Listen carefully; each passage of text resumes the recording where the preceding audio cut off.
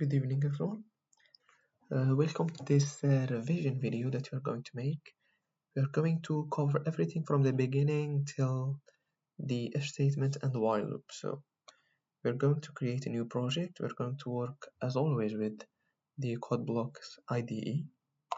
So create a new project, console application, then C++. You can name the project like you want, for example, like a revision video or like just a revision, something like this. The compiler is always the first option, which is GNU GCC compiler. Then finish. Okay.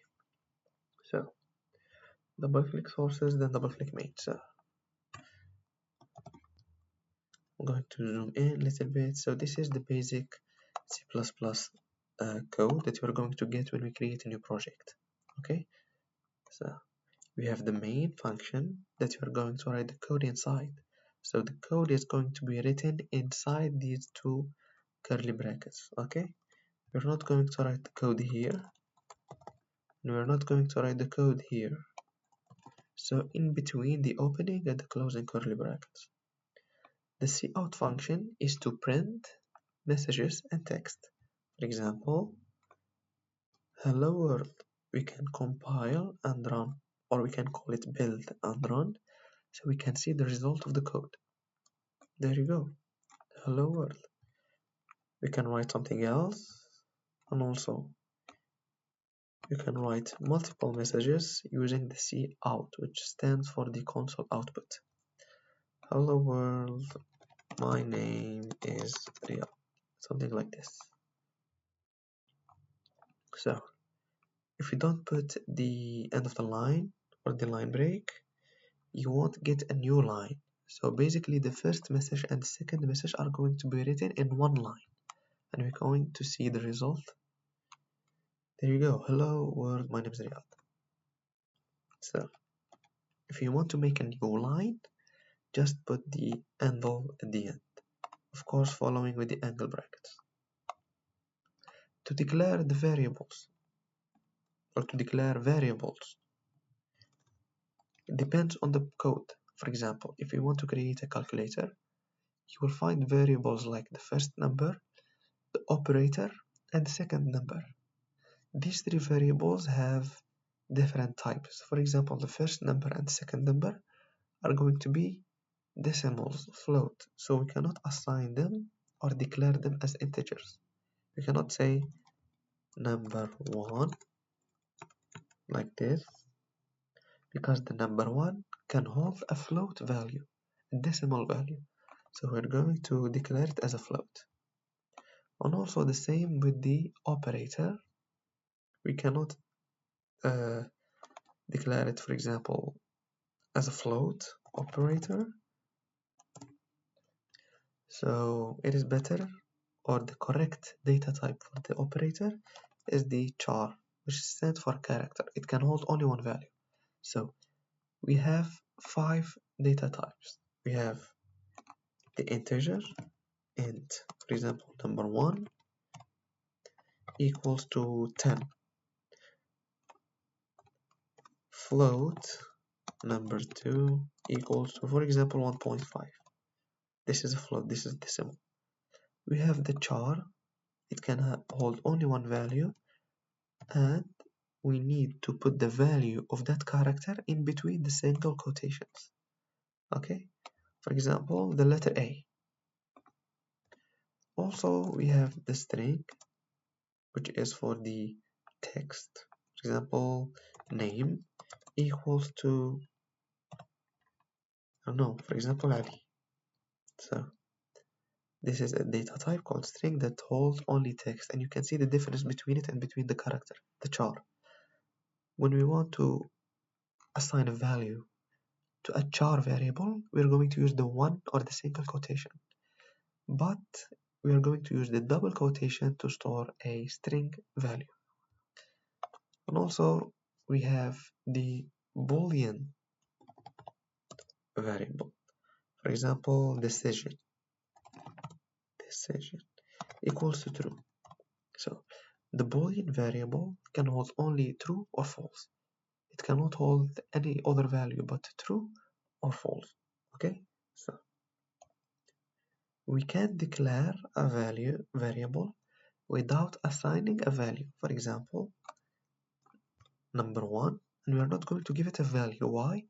Because in some of the code that you are going to write, the user himself that is going to run the code or the program is going to type or input the value. So here we're just creating a variable with no value. It's basically just like having a box without anything inside it. So another guy is going to come and fill the box with whatever he wants to fill it. So also we have the getting the user input. So for example, we want the user to enter his name, for example. So string name, and do we give it a value? No, we leave it empty. Why? Because the user is going to enter the value. Now the semicolon.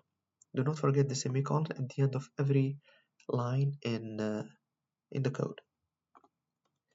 We're going to give it a small message so the user can know what to type. Cout, angle bracket, double quotations, then we go back to write a message. Enter your name. Okay, we give some space here and we end the line. We are not going to write the end at the end because the value that the user is going to input is going to be in the same line as this text. Okay, so it is going to appear here. For example, it's going to appear like this. For example, Ali. Okay, so below it, we're going to use another function, which is the cn, that stands for the console input. So cn, and careful here, we're going to use the opposite angle brackets, like this. It actually points to the right. Then we are going to write the name of the variable. So basically the value that the user is going to input is going to be stored here. Okay, so we can print the name here like this. Oh, sorry. Your name is two dots, and we can link the values with the text using the angle brackets. So name. So it is going to show like this. Your name is, and the name that the user inputs. We can actually build and run so we can see the result. So for example, Riyad, and there you go. Your name is Riyad. But I can actually change it to my name is. I don't know why that I wrote your name is. It's like this. My name is Riyad. Okay, so this is to print messages and this is to get the values from the user. Okay, so moving on to another code, we learned about the if statements. So we saw how the code or how the program is going to decide which result we are going to print or to show the user. For example, if a certain condition is met, we are going to do the result number 1. If another condition is met, we're going to make or we're going to show the user the result number 2. Else we're going to do something else. So I'm going to make a simple if-else statement. Okay, so I'm going to, for example, int number, I'm going to give it a value equals to 1. So I'm going to write the if statement now. If the parentheses, then the curly brackets. We are going to write the condition here. So our condition, for example, we want to check if the value of the number equals to 2. Is it equal to 2? No, it is equal to 1. But we are going to check for it. Number double equals to compare. We are not going to use 1 equals. Again, careful with this. We use the 1 equal symbol to assign a value to a variable. Assign a value to a variable. but we're going to use the double equals to compare a value to another, or a variable to another variable. Equals to, for example, 2. Cout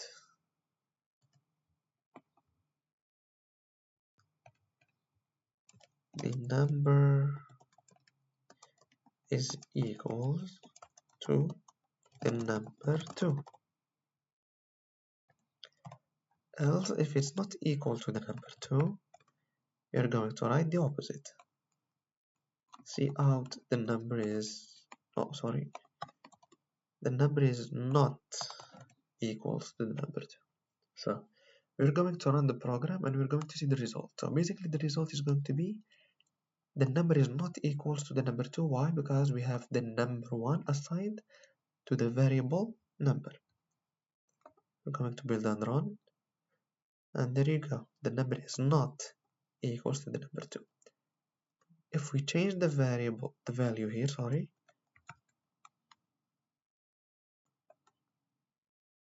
we can see that the first message is shown in the console. We call this the console, okay? Do not forget.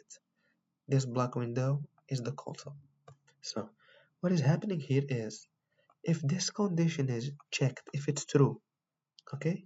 If this condition is true, we're going to show the user this text or this message. So whatever we put here is going to be shown if this condition is true. But if the condition is false, which is if the number is not equal to 1, okay? This is the not equal symbol, exclamation mark, then the equal symbol. So, but if the number is the opposite, so if the number, or if the condition is, or if we have the opposite condition, sorry, the opposite condition, we are going to show the user this message. So the else statement is going to take care of the opposite condition. What is the opposite condition of number equals to 1? Number is not equals to 1. So we're going to show the user this message. If the condition is checked, if it's true, we're going to show him this message. Okay? We can actually add other conditions. For example, like this. Else if number equals to 2. So if the number is equal to 2, we're going to write the number is equal to the number. This is 1. Okay? This is 1 and this is 2. So the number is equal to the number 2. Else, what are we going to write here? The number is not equals to the number 2 or the number 1. Why? Because this condition is not true, and also this condition is not true. For example, if the number is 5, is the number equals to 1? No, it is 5. We're going to check for the next condition. Is the number is equal to 2 this time? No, it is 5 again. So we're going to write whatever we have in the else statement. So the number is actually not 1 and not 2. Okay? Number 1 or the number 2.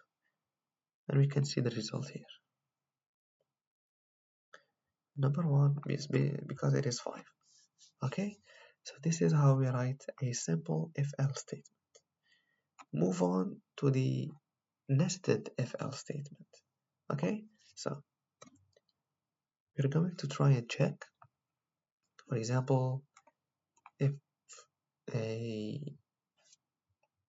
someone got a good grade, for example, if he passes, or if he got an excellent grade, or if he fails. Okay?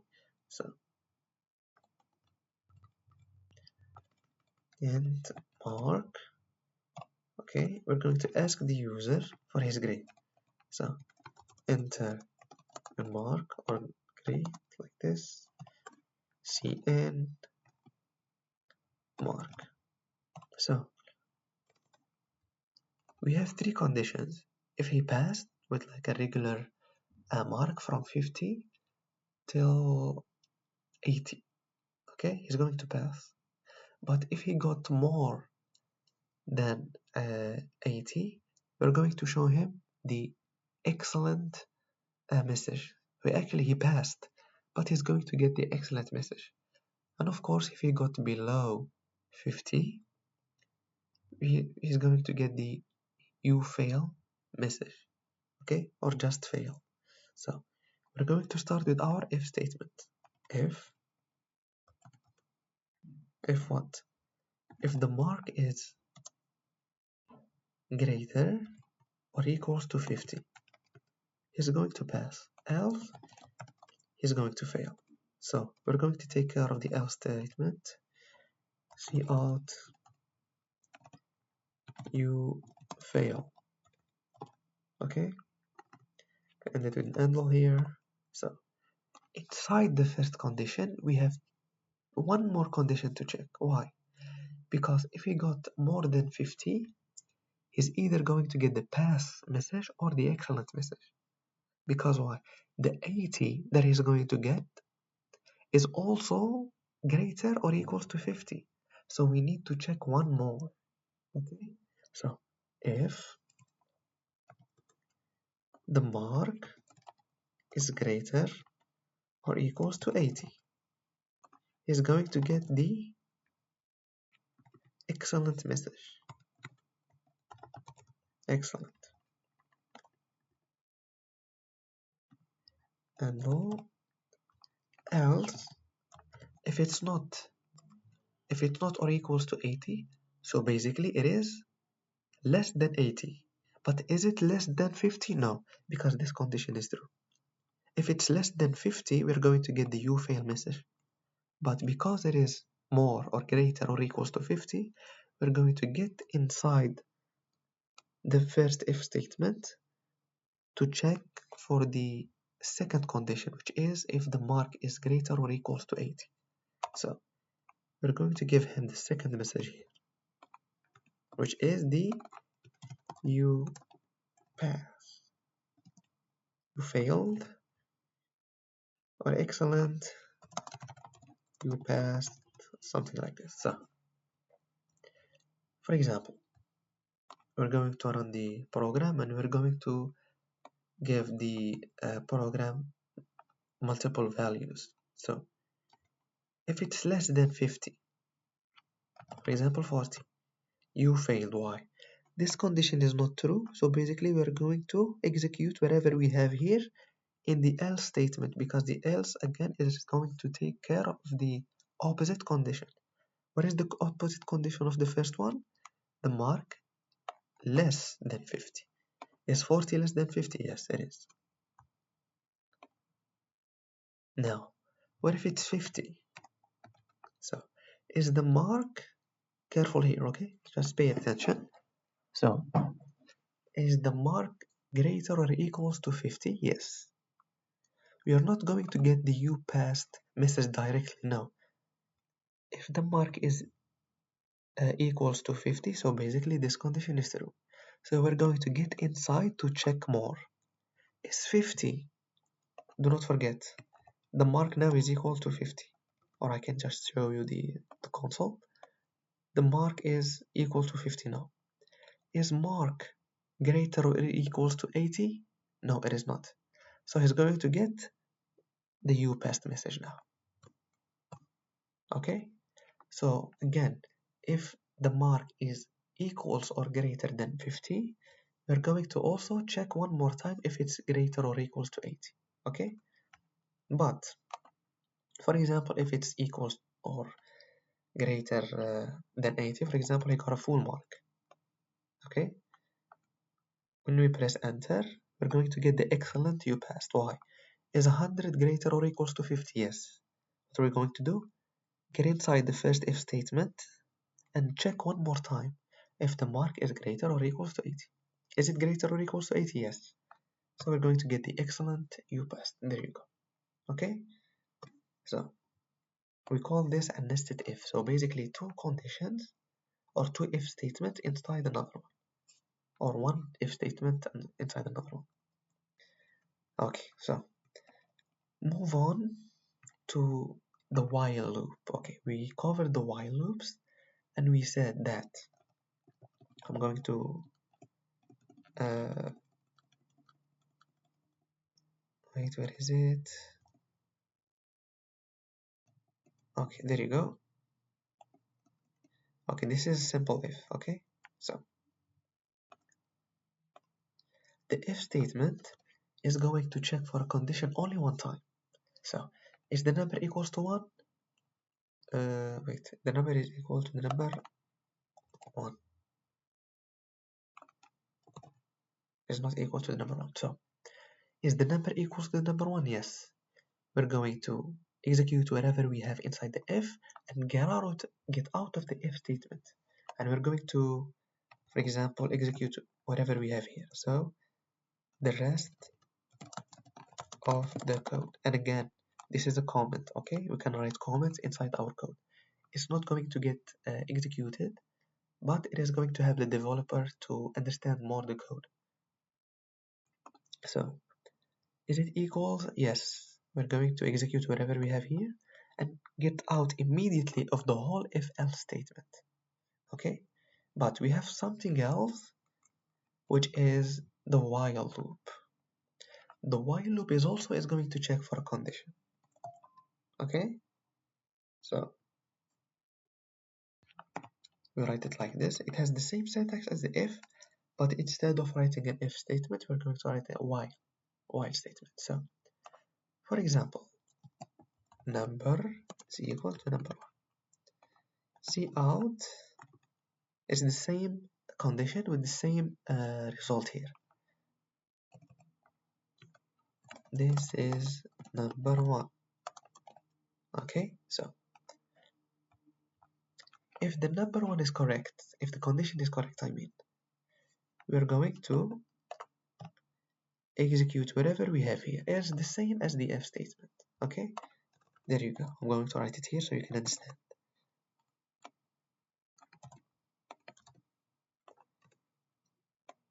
Cout number 1. So the same conditions, but this not the same execution, not the same result. Even though we have the same text here, or we have the same line of code here. Okay, so the if again is going to check for the condition and immediately get out of the loop, get out of the if statement, and you're going to execute whatever we have here. But the while loop is going to check multiple times. Okay, we are going to check multiple times until we have the opposite of this condition. So if the condition is true, we're going to execute this. Is it going to get out of the loop? No. We're going to go back and check for the condition again. Is the number equal to 1? Yes. We're going to execute this code and we're going to check again. So basically, in this case, we have what we call an infinite loop. So basically, we're going to stuck for this loop and we're not going to get out of this loop. Okay, we cannot execute whatever we have here. So to solve this problem, we are going to increase or change the value of number 1. Okay, so number plus plus, for example. Okay, so and we are going to try, this is going to write the number, the value of the number equals to number. Okay, we're going to write the value of the number here. So careful here, we are going to check for the condition. Is it true? Yes, the number actually equals to number 1. We're going to write the number, but we are going to increase the value of the number. So when we increase the value of the number, it is not going to be 1. The number is going to be equals to 2. Alright? So is the number equals to 1 in this case? No. The number is not equals to 1. So what we're going to have? we're going to have an exit from the loop. So we're going to get out of the loop and we are not going to execute whatever we have here. Okay, so the first time the condition is true, you see number equals to 1, it got executed. But the second time we did not have anything. Why? Because we get out of the loop. Okay, we got out of the loop. Again, I will change the condition and I will write the number multiple times. Okay, for example, I want to write the number 5 times. So I will check if the number is still less than 5. So if the number is less than 5, we're going to print. Okay, then we're going to increase the value of the number, so it's going to become 2. If the number is 2, is it still less than the value of 5? Yes, it is. So we're going to execute this code again. Then we are going to increase the value of the number. Now the number is 3. And we're going to check multiple times until the number will be equals to 5. So I will check this like this. So to 5. Is 5 less or greater, less or equals to 5? Yes, we're going to print the number 5. Then we are going to increase the value of the number. It becomes 6. Is the number 6 now less or equals to 5? No, it is wrong. So we're going to get out of the loop. So we're going to execute the code again. So there you go. I forgot to put the handle at the end. So we have a new line. There you go. Number equals to 1 because the first condition is true. After this, the number becomes 2 because we increase the value. And again, careful. The while is going to keep checking, it is going to keep looping until this condition is false. And you're going to see here. So look here. So I'm going to remove this. We got out of the loop. Okay, so I'm going to run the program again so you can see. There you go. So the first condition is true because 1 is less or equals to 5. The same with the second one, the same with the third, the fourth, and the same with the fifth one. Now, if the number equals to 6 now, because we increased it here, if the number equals to 6, is the condition true? No. So we're not going to execute this code. We're not going to get inside the while loop.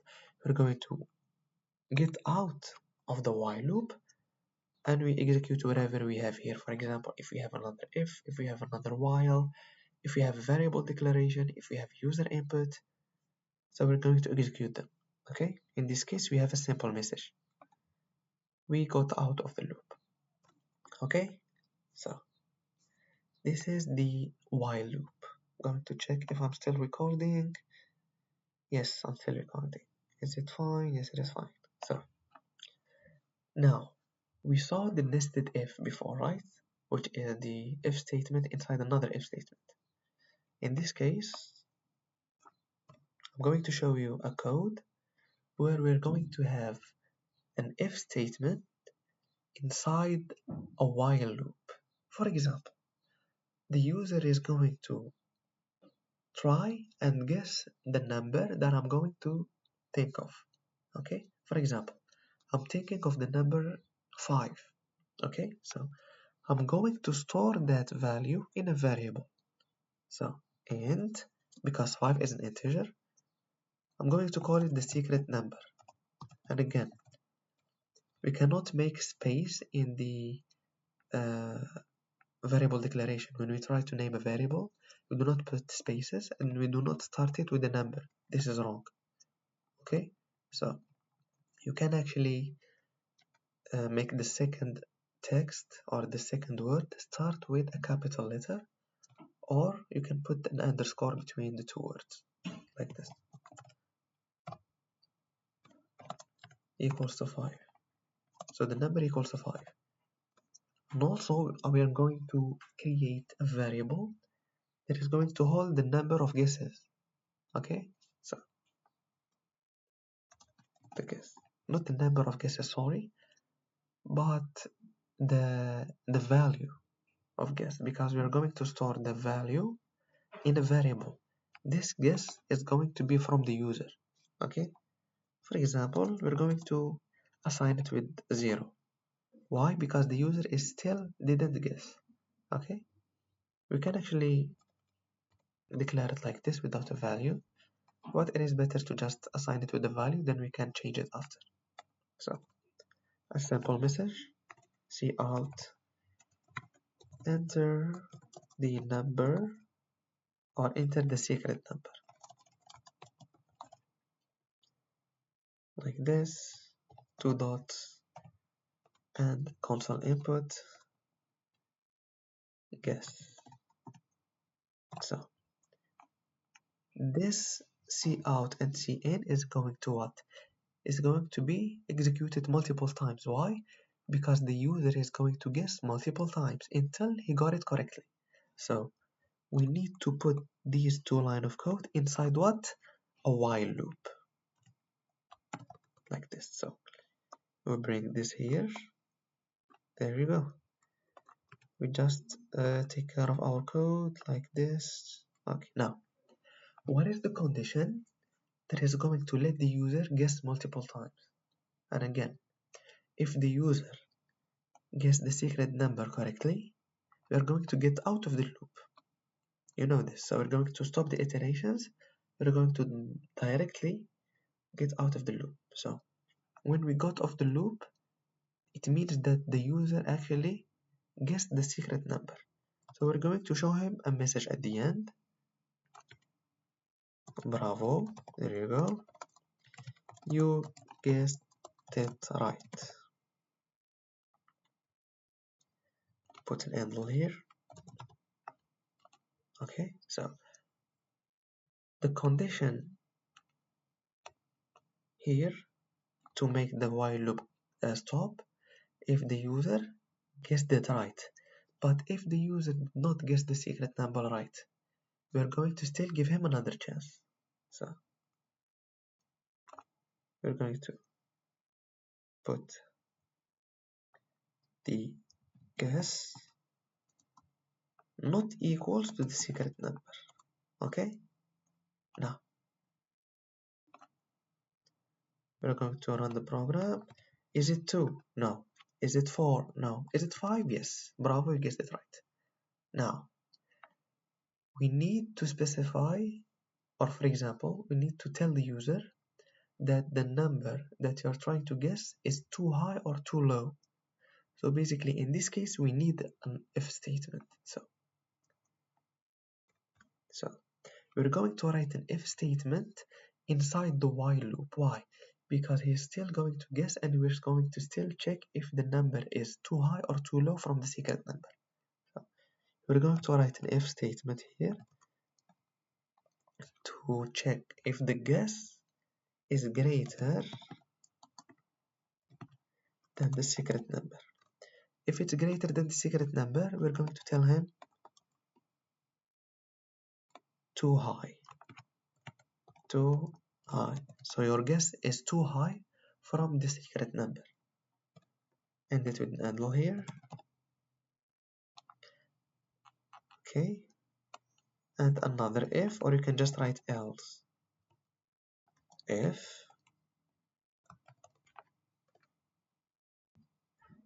the guess is less than the secret number, we're going to write a too low message for the user, so he will know what to guess next. Too low. It is okay if we did not put an else statement here. We can actually just remove the else and we put 2 sample if statements. It is correct. Both of them are correct. Okay, but we don't need another else here. Okay, the else is optional for certain conditions. Okay, for certain condition, but most of the conditions need an else statement, but not here. So we're going to run the program and we're going to explain what is happening. So is the number 2 too low? So the guess is the number 2. We checked in the first condition of the while loop. Is it equals to the secret number? No. We're going to get inside, give him a chance to guess, and also tell him if the secret number is too high or too low, or I mean the guess is too high or too low from the secret number. So these conditions are going to be checked whenever the user is trying to guess. So the user is still guessing, and we are checking if the secret number is high or low from the guess that the user guessed. Is it 8? Too high. Is it 7? Too high. Is it, for example, 4? Too low. So basically it is 5. Bravo, you guessed it right. When it is 5, we're going to immediately and directly get out of the while loop because this condition is wrong. Actually 5, it is equals to the secret number. So we're not going to get inside the while loop, but we're going to get out of the while loop and we execute whatever we have below the while loop. So we have the bravo, you guessed it right. So if you have any questions about what we did here in this video, please contact me in Classera. And also something else, I was actually recording the code blocks window without showing the results. So again, so sorry about it. I'm going to reveal the result as a pictures in the course materials. Okay, you'll find it as a word video alongside with the code. So that's it, and have a nice day.